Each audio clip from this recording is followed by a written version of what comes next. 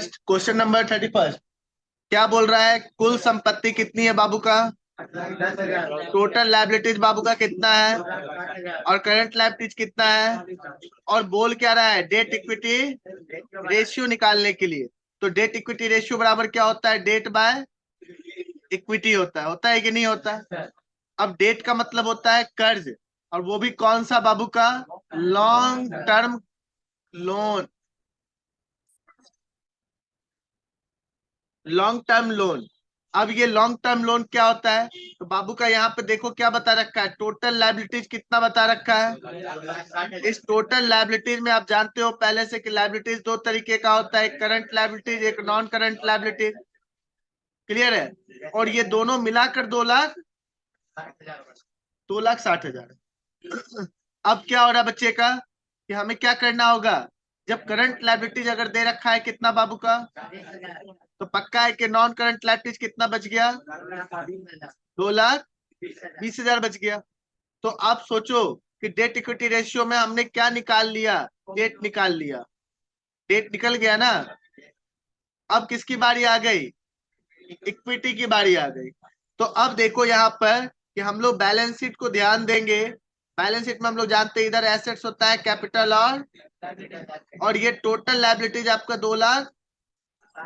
इस 2,60,000 में दो तरीके का लायबिलिटीज होता है, करंट और नॉन करंट, इससे कोई मतलब नहीं, ये तो अलग की बात हो गई। लेकिन लायबिलिटीज टोटल जो है वो 2,60,000 का है, और एसेट्स जो है टोटल कितना है? 8,00,000। और हम लोग जानते हैं कि जितना एसेट्स होता है उतना ही टोटल कैपिटल एंड लायबिलिटीज होता है। तो टोटल कैपिटल एंड लायबिलिटीज होता है 8,60,000 हो गया।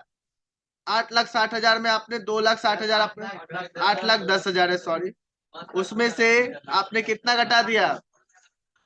तो कितना बच गया? 5,50,000 आपका क्या हो गया? इक्विटी हो गया। कैपिटल हो गया 5,50,000। क्लियर है? और यही कैपिटल ही क्या कहलाता है? इक्विटी कहलाता है। शेयर होल्डर फंड यही है ना। शेयर होल्डर फंड में कैपिटल में क्या आ जाता है? कैपिटल आ जाता है, शेयर होल्डर फंड आ जाता है, प्रेफरेंस शेयर कैपिटल आ जाता है, रिजर्व आ जाता है, सरप्लस आ जाता है ना। जितना भी फंड होता है सब किस पे बढ़ता है? पार्टनर्स में ही बढ़ता था, याद करो, पार्टनरशिप में। तो यहाँ पर शेयर होल्डर में बढ़ता है, तो इसका मतलब यह सब शेयर होल्डर का हिस्सा हो जाता है। तो क्या रेशियो क्या हो गया? तो हमने क्या किया? डेट कितना आ गया? 2,20,000। इक्विटी कितना आ गया बच्चे का? 5,50,000। तो बाबू का अब बताओ कि रेशियो क्या हो जाएगा? 0.4:1। क्लियर है बच्चे का? तो आंसर क्या हो जाएगा? बी। नेक्स्ट क्वेश्चन आपको 32 में बता रखा है कि करंट एसेट्स में क्या क्या इंक्लूड है। सबसे करंट एसेट्स में लॉन्ग टर्म इन्वेस्टमेंट नहीं होगा, क्योंकि करंट एसेट्स जो होता है उसका टाइम ड्यूरेशन कितना होता है? विद इन 1 ईयर का अंदर होता है। ये मैक्सिमम 1 ईयर होगा। ये लॉन्ग टर्म में तो निश्चित है कि 1 ईयर से ज्यादा होगा, नहीं होगा। तो ये तो आएगा नहीं। फिर बोलता है short term investment. Short term investment 1 year के अंदर का ही होगा। फर्नीचर फिक्स एसेट्स है, जिसको नॉन करंट एसेट्स कहते हैं। पेटेंट भी क्या है? Non current assets. बस इसमें क्या है? ये टेंजिबल है, और ये क्या बच्चे का? इनटेंजिबल है। क्लियर है बात? तो इसका मतलब क्या हो गया बाबू का? आंसर क्या हो जाएगा? क्लियर है? बी नंबर इसका आंसर हो जाएगा। 34 बोलता है क्या कि profitability ratio is generally show in, किसमें दिखाते हैं हम लोग? हम लोग परसेंटेज में दिखाते हैं। तो इसका आंसर क्या हो जाएगा? 34 का बी। 35 बोलता है क्या कि समता अंश पूंजी इक्विटी शेयर कैपिटल कितना बच्चे का? रिजर्व एंड सरप्लस कितना है? टोटल एसेट्स कितना बच्चे का? बोलता है प्रोप्राइटरी रेशियो निकाल ले। तो प्रोप्राइटरी रेशियो के बारे में हम लोग जानते हैं क्या होता है? शेयर होल्डर, याद करो मैंने बताया, share holder fund divide by total asset होता है ना। और शेयर होल्डर फंड कौन हो गया? ये दोनों शेयर होल्डर फंड हो गया, है ना। तो कितना हो गया बच्चे का शेयर होल्डर फंड? 22,50,000, है ना। और share holder fund by total asset, total asset भी हमको दे रखा है कितना है? 45 लाख है। तो बाबू का कितना हो गया? क्योंकि यहाँ पे परसेंटेज में आंसर बता रहा है, तो आपने 100 से क्या कर देना है? मल्टीप्लाई कर देना है। तो ये कितनी बार में कट रहा है? 2 टाइम्स में। और इसको 2 से मल्टी डिवाइड करो, कितना हो जाएगा? तो आंसर क्या हो जाएगा बच्चे का? 50%। तो आंसर बाबू का ए, 35 का ए। बोल रहा है एक फर्म की तरलता ज्ञात करने के लिए कौन सा अनुपात लाभदायक होता है? तरलता का मतलब क्या होता है? लिक्विडिटी। और लिक्विडिटी के लिए लिक्विडिटी रेशियो को हम लोग देखते हैं। और लिक्विडिटी रेशियो में कौन कौन आता है? एक तो करंट रेशियो आता है, और एक कौन आता है बच्चे का? लिक्विड रेशियो आता है ना बच्चा। तो आपने दोनों में से जो आंसर दे रखा होगा वो आपका सही हो जाएगा, या दोनों दे रखा होगा तो दोनों सही होगा। तो ये कैपिटल टर्नओवर रेशियो, तो ये तो एक्टिविटी रेशियो है ना। ये क्या है? लिक्विडिटी रेशियो का है। ये टर्नओवर रेशियो एक्टिविटी रेशियो का नहीं आएगा। Net profit ratio profitability ratio का है, ये भी नहीं आएगा। तो आएगा आंसर क्या? Acid test ratio. Acid test ratio को हम लोग क्या कहते हैं? लिक्विड रेशियो या क्विक रेशियो भी कहते हैं। 37 में आपको क्या बोल रहा है बच्चे का? Proprietary ratio.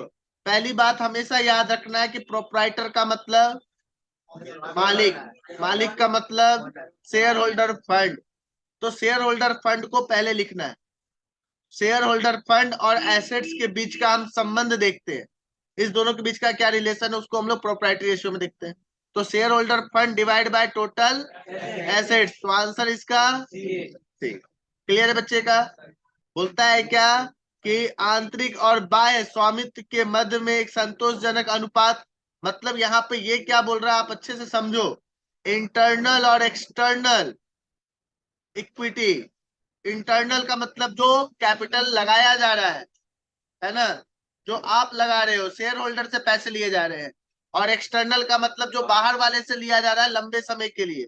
तो इसका मतलब ये कौन से फॉर्मूले को बोल रहा है? Debt equity ratio, debt by equity. अब उसका क्या बोल रहा है? हाँ, मतलब संतोषजनक पॉइंट, मतलब आइडियल रेशियो बोल रहा है। और मैंने बोला था डेट इक्विटी रेशियो का आइडियल रेशियो क्या होता है? तो आंसर क्या हो जाएगा? क्लियर है? पूछने का तरीका सिर्फ चेंज कर दिया है। अगर सही ढंग से पढ़ेंगे नहीं तो हम लोग मिस्टेक कर देंगे। तो 38 का आंसर 2:। 39 पर क्या बोल रहा है बच्चे का? बोलता है क्या कि व्यावसायिक फर्म के डैश की गणना अल्पकालीन देयताओं के भुगतान की क्षमता से की जाती है।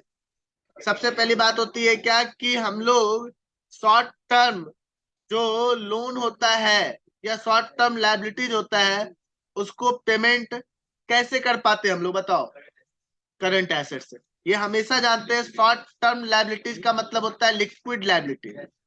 लिक्विड लायबिलिटीज बोल दो या करंट लायबिलिटीज बोल दो, तो इसका जब भी हम पेमेंट करते हैं तो करंट एसेट से ही करते हैं, या लिक्विड एसेट से करते हैं। क्लियर है? बात आ रही समझ में कि नहीं? और कर पाएंगे कि नहीं कर पाएंगे ये कहाँ पता चलेगा? हमारी लिक्विडिटी रेशियो से पता चलेगा कि हमारे पास लिक्विडिटी रेशियो का मतलब, लिक्विडिटी रेशियो ये बताता है कि हमारे पास कितनी क्षमता है। मतलब हमारा लायबिलिटीज के कंपैरिजन में जो करंट लायबिलिटीज है या लिक्विड लायबिलिटीज है उसके कंपैरिजन हमारे पास करंट एसेट्स कितना अवेलेबल है जिससे हम पेमेंट कर पाए। बात आ रही समझ में? तो इसका आंसर क्या हो जाएगा? बहुत अच्छे से आप समझ पा रहे हो, लिक्विडिटी हो जाएगा। 41 में बोल रहा है क्या? This ratio are measure of the speed with which various account are converted into sales और कैश। अब बताओ क्या होगा बच्चे का? इसका आंसर क्या हो जाएगा 41 का? ए। पूछ रहा है बाबू को 42 में, बोलता है स्टॉक टर्नओवर रेशियो किसके अंदर आता है? लिक्विडिटी रेशियो में तो नहीं आता। लिक्विडिटी रेशियो में आता है करंट रेशियो और लिक्विड रेशियो। प्रॉफिटेबिलिटी रेशियो में एक्सपेंसेस इनकम से related, gross profit ratio, net profit ratio, operating ratio. हाँ, तो ये किस में आ जाता है? एक्टिविटी रेशियो, टर्नओवर रेशियो के नाम से भी जानते हैं। तो निश्चित इसका आंसर क्या हो जाएगा बच्चे का? Activity ratio. 43 बोलता है क्या कि सेल कितना है? और बाबू का 20,000 क्या है? बाबू का सेल्स रिटर्न है। तो सेल में से सेल्स रिटर्न घटाएंगे तो नेट सेल कितना हो गया बच्चे का? क्लियर है?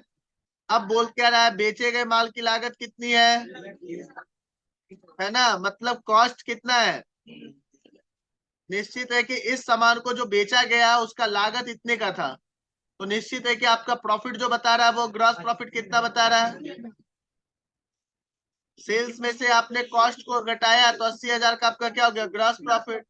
अब इसी ग्रॉस प्रॉफिट का आपको क्या बोल रहा है, तो ग्रॉस प्रॉफिट रेशियो बराबर होता है gross profit multiplied by 100 divide by net cell. Gross profit कितना बचेगा, 80,000 multiplied by 100 and net cell कितना बचेगा, 4 लाख। तो आपका कितना हो गया बाबू का, 20% आपका हो गया। तो आंसर क्या हो जाएगा, ए। बोलता है क्या कि चालू दायित्व में शामिल नहीं है। देखो ये भी करंट लायबिलिटीज है, ये भी करंट लायबिलिटीज है, ये भी करंट लायबिलिटीज, ये करंट लायबिलिटीज नहीं है, ये फिक्स लायबिलिटीज है, लॉन्ग टर्म लोन है, मतलब इसका आंसर बी। 45 में बोल रहा है which one of the following ratio is most important in determining the long term solvency of a company. मैं बार बार बोल रहा हूं कि हम लोग जब लॉन्ग टर्म सॉल्वेंसी कैपेसिटी देखते हैं तो उसे देखते हैं हम लोग सॉल्वेंसी रेशियो में। तो हम लोग देखेंगे कि इसमें से कौन सा सॉल्वेंसी रेशियो के अंदर आ रहा है, ये तो प्रॉफिटेबिलिटी रेशियो में आ रहा है, ये तो नहीं आएगा, फिर सी भी नहीं आएगा क्योंकि ये एक्टिविटी रेशियो है, ये शॉर्ट टर्म सॉल्वेंसी पावर को देखता है तो लॉन्ग टर्म तो नहीं देखेगा। तो आंसर इसका बी। बोलता है द फॉर्मूला फॉर, क्या चीज का फॉर्मूला पूछ रहा है, total asset to debt ratio, बच्चा वाला चीज है। मैं बार बार बोल रहा हूँ कि total asset to debt ratio मतलब टोटल एसेट पहले, डेट बाद में। तो आंसर कौन हो जाएगा, ए 47। बोलता है डैश अनुपात प्रमुख रूप से व्यवसाय की आय के उपार्जन की क्षमता की गणना करता है। बताओ क्या हम लोग देखते हैं, अर्निंग कैपेसिटी। तो अर्निंग कैपेसिटी किससे देखा जाएगा, हाँ प्रॉफिटेबिलिटी रेशियो। तो अर्निंग कैपेसिटी तो यही बताता है। क्लियर है बात आ रही समझ में, तो प्रॉफिटेबिलिटी रेशियो हो जाएगा। तो आंसर क्या हो जाएगा, डी। बाबू साहब क्वेश्चन नंबर 48 बोलता है ऋण क्षमता अनुपात डेट इक्विटी रेशियो क्या होता है। पहले ही डेट पहले दे रखा है, इक्विटी बाद में दे रखा है, तो डेट बाय इक्विटी, डेट को ही हम लोग लॉन्ग टर्म लायबिलिटीज कहते हैं, इक्विटी को हम लोग शेयर होल्डर फंड कहते हैं। तो आंसर क्लियर है। इसमें भी देखो डेवेंचर लिख दिया है, लेकिन डेवेंचर लॉन्ग टर्म है, लेकिन सिर्फ डेवेंचर ही लॉन्ग टर्म है, ये भी तो सही नहीं है।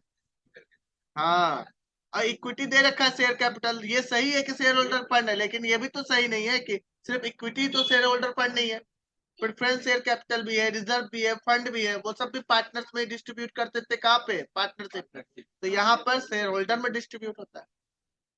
क्लियर है 48। नेक्स्ट चलिए बच्चे, क्वेश्चन नंबर 49 बोलता है अस्थाई संपत्ति में शामिल है। अस्थाई संपत्ति मतलब फिक्स एसेट, फिक्स एसेट्स को अगर करंट एसेट्स के पॉइंट ऑफ व्यू से देखें तो नॉन करंट एसेट्स कहलाता है वो। तो नॉन करंट एसेट्स जो जो होंगे सारे फिक्स एसेट्स कहलाते हैं।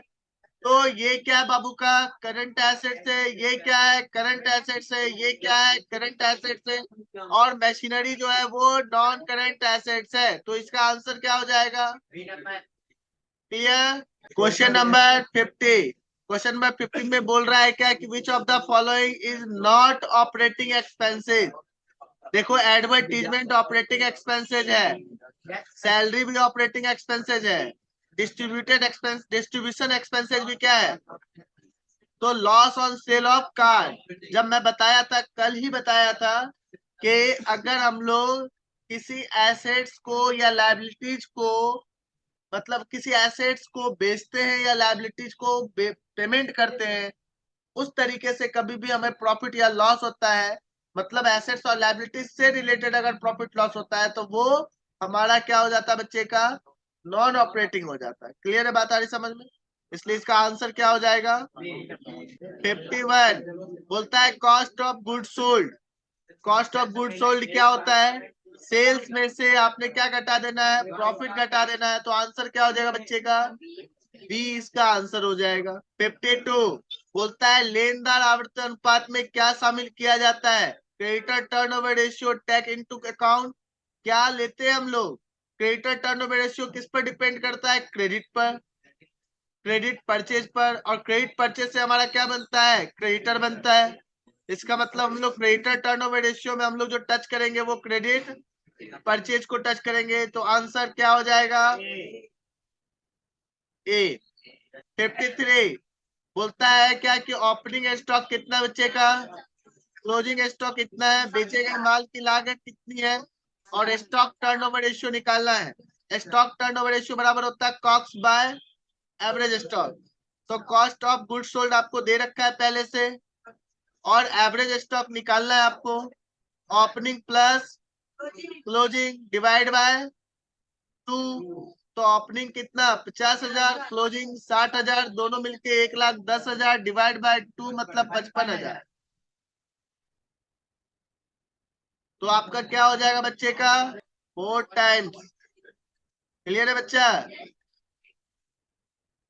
एक बात याद रखना है, आपसे पूछा जा सकता है एक्टिविटी रेशियो, जैसे आपको बोलता है ना बाबू का कि प्रॉफिटेबिलिटी रेशियो किस चीज में दिखाते हैं हम लोग, लिक्विडिटी रेशियो किस में दिखाते हैं, अनुपात में, रेशियो में, है ना, सिंपल रेशियो में। वही पे आपको एक्टिविटी रेशियो कैसे दिखाते हैं, टाइम्स में दिखाते हैं। बात आ रही समझ में, ये सब पूछता है। क्वेश्चन नंबर 54 में बोल रहा है, सबसे पहले क्या बोल रहा है, return on investment. Return on investment का फॉर्मूला क्या होता है, रिटर्न का मतलब यहाँ पर किससे है, प्रॉफिट से है। और प्रॉफिट कौन सा, profit before interest and tax, ठीक है। और फिर इंटरेस्ट एंड टैक्स, और profit before interest and tax divide by capital employed, ठीक है। अब ये पूछ रहा है क्या कि कैपिटल एम्प्लॉयड का मतलब यहाँ पर क्या है। तो कैपिटल एम्प्लॉयड का मतलब होता है क्या बच्चे का, जितने भी इधर कैपिटल और लायबिलिटीज होता है, इधर क्या होता है बच्चे का, बैलेंस शीट में एसेट होता है। तो ये जो कैपिटल है सब लॉन्ग टर्म हो गया, और जितने भी लायबिलिटीज है इसमें करंट लायबिलिटीज और नॉन करंट लायबिलिटीज आता है। तो जितने भी लॉन्ग टर्म लायबिलिटीज है उन सबको जोड़ लिया जाए तो हमारा क्या कहलाता है, कैपिटल इंप्लॉयड कहलाता है। क्या कहलाता है बच्चे का, तो आप सोच कर देखो, assets is equal to capital plus, मतलब अगर कैपिटल इधर 5 लाख है तो इधर भी 5 लाख होगा, है ना। बस उसमें से अगर आप टोटल, ये दोनों बराबर है, इसमें से सिर्फ करंट लायबिलिटीज को अगर हटा दिया जाए तो बच जाएगा सिर्फ कौन, तो इसका मतलब टोटल एसेट्स में से करंट लायबिलिटीज घटाए तब भी तो लॉन्ग टर्म लायबिलिटीज ही बचेगा। तो इसका मतलब आंसर क्या हो जाएगा, जल्दी बताओ, अस्थाई संपत्ति प्लस चालू संपत्ति, टोटल एसेट्स हो गया। टोटल एसेट्स में हमने क्या घटा दिया, करंट लायबिलिटीज। तो हमारा आंसर क्या हो गया, डी। तो कैपिटल एम्प्लॉयड का मतलब यही हो गया, total assets minus current liabilities. बोलता है क्या 56 में, बोलता है अम्ल परीक्षण अनुपात मतलब कौन हो गया, एसिड टेस्ट रेशियो की गणना करने में निम्नलिखित संपत्ति में से कौन सी संपत्ति का ध्यान। अब इसका मतलब क्या हो गया कि एसिड टेस्ट रेशियो मतलब लिक्विड रेशियो, और लिक्विड रेशियो में जो हम लोग टच करते हैं, लिक्विड एसिड टच करते हैं, तो जो लिक्विड एसिड्स नहीं होगा उसको हटा देना। तो ये भी लिक्विड एसिड्स है, ये भी लिक्विड एसिड्स है, ये लिक्विड एसिड्स। तो आंसर हो गया बच्चे का 57। बोलता है करंट रेशियो, करंट रेशियो बराबर होता है करंट एसेट्स बाय, तो current assets by current liabilities कौन आंसर दे रखा है इसका, ए। इसका सटीक आंसर क्या हो गया 58। बोलता है कैश कितना है, कैश आपका 10,000 है, स्टॉक आपका bills receivable 5,000, creditor bank overdraft, तो करंट रेशियो निकालना है। तो करंट एसेट्स बाय करंट, तो करंट एसेट्स पहले ले ले हम लोग कौन कौन है। कैश आपका 10,000 का है, स्टॉक आपका 25,000 का है, बिल्स रिसेबल आपका 5,000 का है। तो आपका कंप्लीट जो हो गया कितने का हो गया, करंट एसेट्स आपका कितने का हो गया, 40,000 का हो गया। अब करंट लायबिलिटीज की बारी आ गई। करंट लायबिलिटीज आपका लेनदार कितने का है और बैंक ओवरड्राफ्ट कितने का है, तो कंप्लीट कितने का हो गया, तो आपका करंट लायबिलिटी 30,000 का हो गया। रेशियो क्या हो गया, 4:3। तो आंसर हो गया